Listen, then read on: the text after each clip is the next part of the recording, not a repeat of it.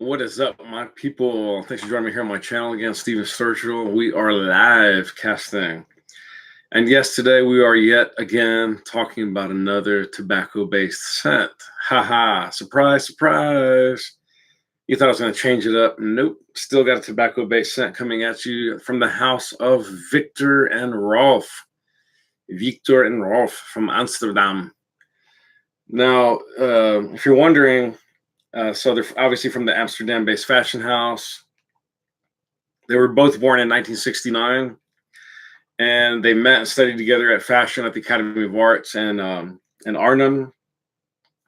And they bear somewhat of a resemblance, it's said, to each other. They often dress in matching identical outfits at fashion shows and things like that. So they've had a lot of success, obviously, in the fashion industry, and in their own right, a tremendous amount of success as well in the specifically perfume category, cologne, EDT, however you want to say it. It's all scent.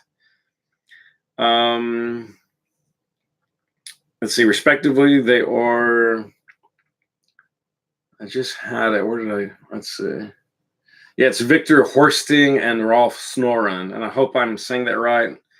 Do not speak Dutch, but I hope I didn't mince that too terribly. Now, obviously, we've all heard of Flower Bomb. That debuted back in 2004, and it was a tremendous hit. By 2005, it was just sweeping the entire globe for the most part. Obviously, it had the distinctive hand grenade bottle, which, we're still seeing today in the men's editions as well, of which Spicebomb, the original, dropped back in 2012, which I really, really liked. And still really, really like, and I may do a review on that one down the road.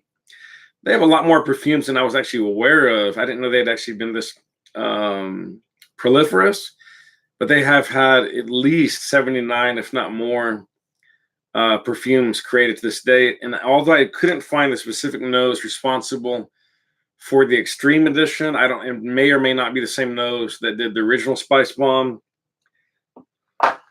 Regardless, they've got an absolute who's list of noses they have collaborated with, such as Aliénor Massenet, Pierre Wargin,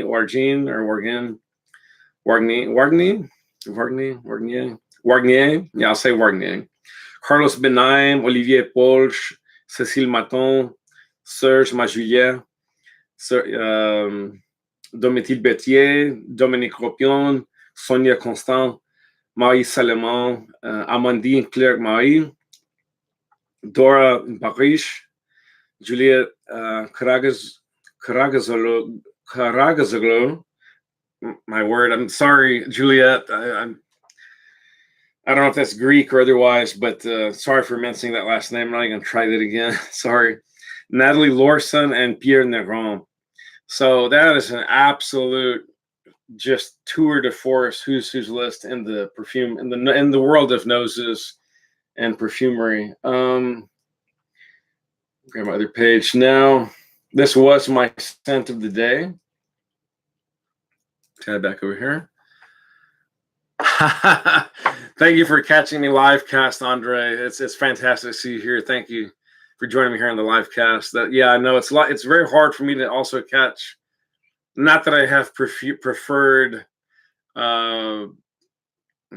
subscribers, but there are people that I would like to see on all my live casts, and I tend not to see them. And I understand, guys. It's all about schedule. Most of us have to work for a living, and we all have. Even if we don't, we still have different schedules. So whatever. But very cool. Thanks for joining the live cast, Andre. Obviously, we're here talking about Spicebomb Extreme. And as I just mentioned, I'm a big fan of the original, and I'm pretty much, more or less, just as much of a fan of Extreme. Now, not so much a word of warning, but just I'm sure most of us already out there in FragCom are more than aware that as well received as this fragrance is, and it is,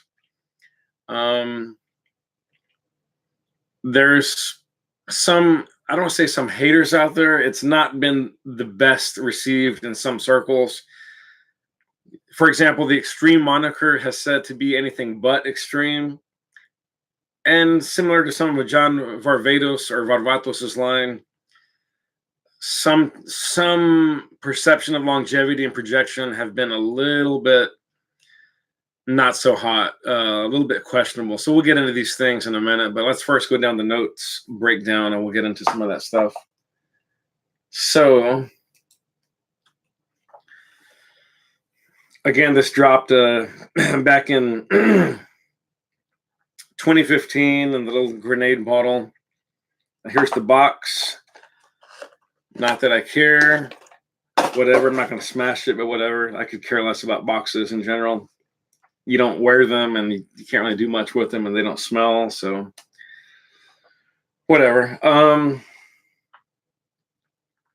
Because we're going to get lavender, a mix of so-called hot and tart spices, whatever that is, caraway, black pepper, and the tobacco, and certainly the vanilla. And I think there's probably a lot more going on in here than that. So let me just check one other source and see what they have to say about that. Let's see. Here we go. Okay, yeah. So cumin is in here as well. And I still think there's some other stuff going on here. I think there could be a little bit of vetiver in here. I think there could be a little bit of patchouli in here. What else? Could be just a hint of musk or something. I don't know. At any rate, let's just stick with what's listed. Lavender, cumin, black pepper, vanilla, and tobacco. Pretty tight little grouping. Not a whole lot on paper going on there, but I'm telling you guys, there's some depth here. This was my scent of the day, but I've since resprayed, and if you don't believe me, I'll go ahead and respray up higher. Pretty good sprayer. I will say this. I wish that, okay, I like the scent. I like it quite a bit. It's very well done. It's a very, very fantastic designer scent. I just wish it was a little more robust. And in particular, I wish that the initial strength of the opening was, which is really good, right? It's just really, really pungent and aromatic. And I get that black pepper immediately, along with a big heady blast of vanilla. And then the tobacco comes in with the lavender and the cumin. I just wish that strength would last for the next 2 to 4 hours. And then I wish it would just begin dying down very slowly. But I know that's asking a lot, and that could be really hard to do. I don't know. Or maybe they just need to amp up the ingredients, just double down on everything pretty much, and maybe add 1 or 2 better. It's really been a long day. Fixatives. I think a better fixative and or more ingredients would amp up the that initial opening blast, which is really, really good. Like I said, it's really, really good. But I wish that would last the duration, at least half the duration of the life of the scent. Okay, so it does die down a little bit on skin fairly rapidly. I would say in the first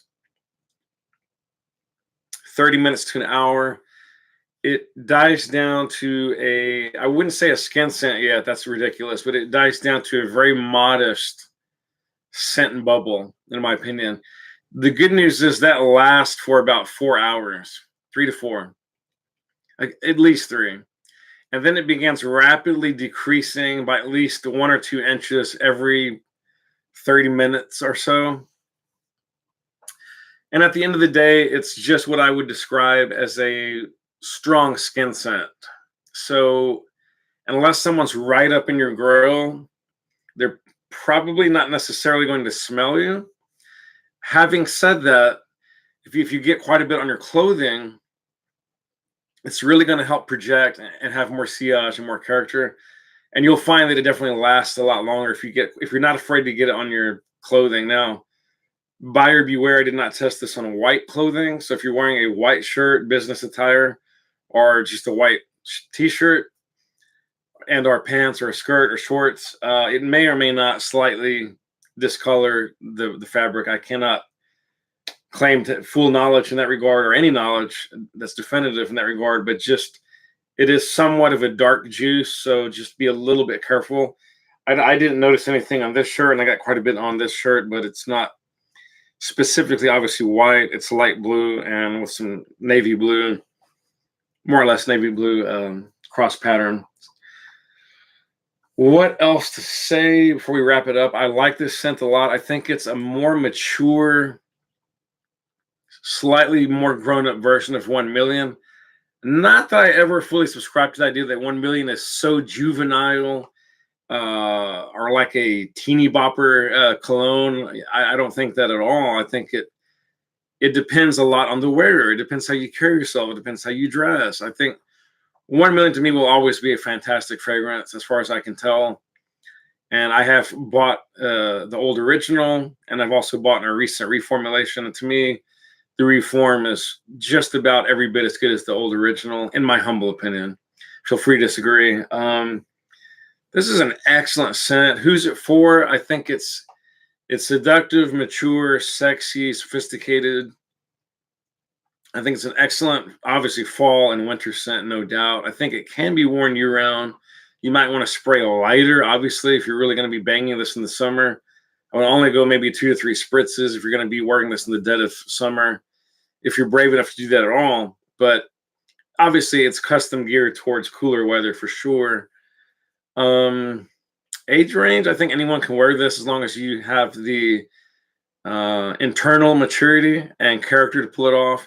Some people may think that as sensuous as it is, if they're much younger than me, they may not feel like it's necessarily a sexy scent because they're thinking of juicy, soda popish, really sweet, sort of cloying or light, freshy, clean bed sheets type smells. That's often what the youth tend to gravitate towards, in my humble opinion.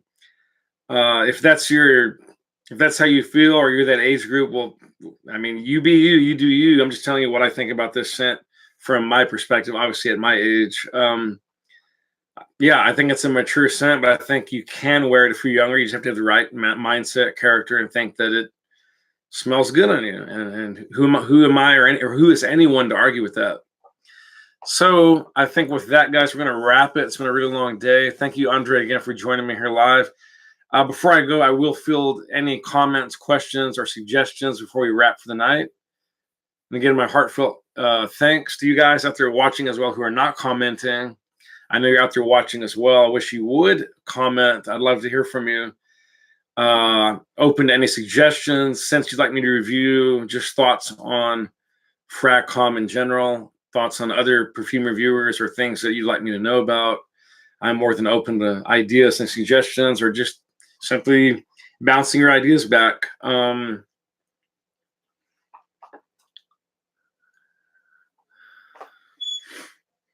Andre says, I can feel you're not in love with this one. Usually not a fan of VNR either. Yeah, I mean, I guess that's fair, Andre. I mean, I like this one quite a bit. I'm definitely going to be rocking this a lot more in this winter and fall.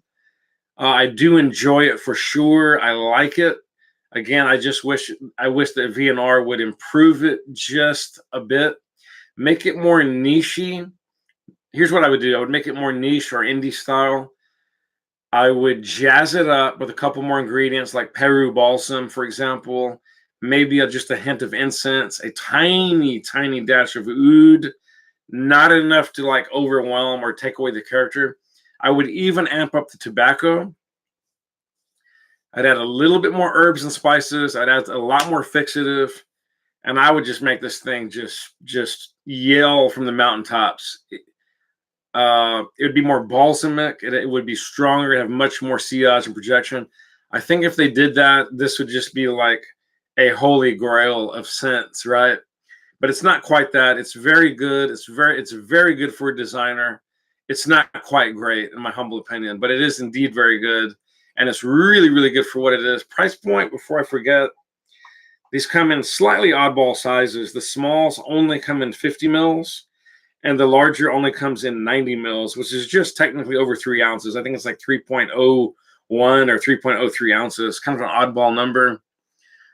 And this is still quite expensive. You cannot yet find this at the true discount level, which is kind of oddball to me. It's been out for a while. I was able to buy it at a discounters, but not at a very discounted rate. I believe this initially retailed for $130 to $140, depending where you lived, based on US. I did get this off the discounters for about $102 and change, and that was delivered. So I just spent just over $100, but that was delivered, no tax. So all in all, pretty good buy. I wish it was a little bit cheaper. I wouldn't mind bagging this for, like, let's say 70 to 80 bucks, but I figured it's just not happening yet. For whatever reason, it's not yet trickled down to that true discounter range yet. Maybe down the road it will. We'll see. Oh, that's hilarious. Yeah, Andre says, pick up the bottle that's going to fall from the shelf in your Dunhill icon. Ha, ha, ha. Let's see.